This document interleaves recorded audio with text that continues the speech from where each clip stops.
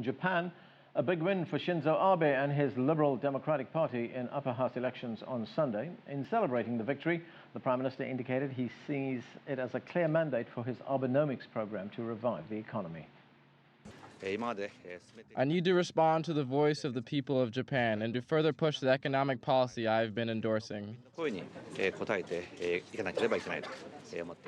The win is also a vindication for Abe, who lost upper house elections in 2007 during his previous term as Prime Minister. Another Abe goal is to revise the country's pacifist constitution and beef up Japan's military. He acknowledged needing majority support from the people for such a move and called for deeper and a wider debate on the issues. Well, joining me now to talk more about the outcome in Japan and what it means going forward is Phillip Lipscy. He's a political science professor at Stanford University in California. Thanks for joining us, sir. My pleasure. Well, the Liberal Democratic Party, of course led by Shinzo Abe, now has both houses in Parliament. What are Abe's priorities now going to be? Well, I think the majorities will allow Abe to pursue two key goals. The first is economic reform, and the majorities will potentially allow him to enact painful reforms that might otherwise be quite difficult, and those would include joining the Trans-Pacific Partnership, which will require making concessions on agricultural protection and potentially letting the consumption tax rise in the near future. There's been some debate about whether that should go forward. And the second issue is constitutional revision. And on that one, it's still a little bit uncertain because the political parties in support of constitutional reform still don't have the necessary two-thirds majority.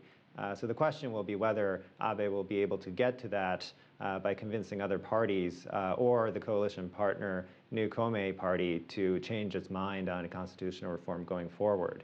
What would he specifically be looking at in changing the Constitution?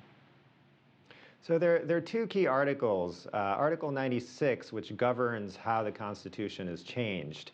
And so Abe has proposed that the two-thirds threshold be changed to 1/2 so that future reforms would be made easier. But the ultimate prize is widely considered Article 9, which is the peace article in the Japanese Constitution, and amending it would allow Japan to hold military forces and offensive weapons capabilities and those sorts of things. Right, that comes to an issue I want to address next, because Abe has been described as a nationalist, and I'm wondering what kind of impact that's going to have on his foreign policy. We know that there have been tensions between Japan and China over the Diaoyu Islands. There have been differences over China's desire to expand drilling in the East China Sea, oil drilling that is. How is that going to play out? Absolutely. You know, I think we should be cautious about drawing strong conclusions. Abe, when he was prime minister previously, acted relatively pragmatically. And he, at the time, had majorities comparable to what he has attained today. And it's also important to remember that the Liberal Democratic Party, which just won the majorities under Abe, one of their key support bases is large and small business. And those businesses obviously are highly dependent on China's economy. So besides the nationalism that tends to get a lot of attention, there's also going to be very strong pressure on Abe to take a more pragmatic approach and to try to reconcile with China. Phillip Lipscy, thanks for joining us, sir.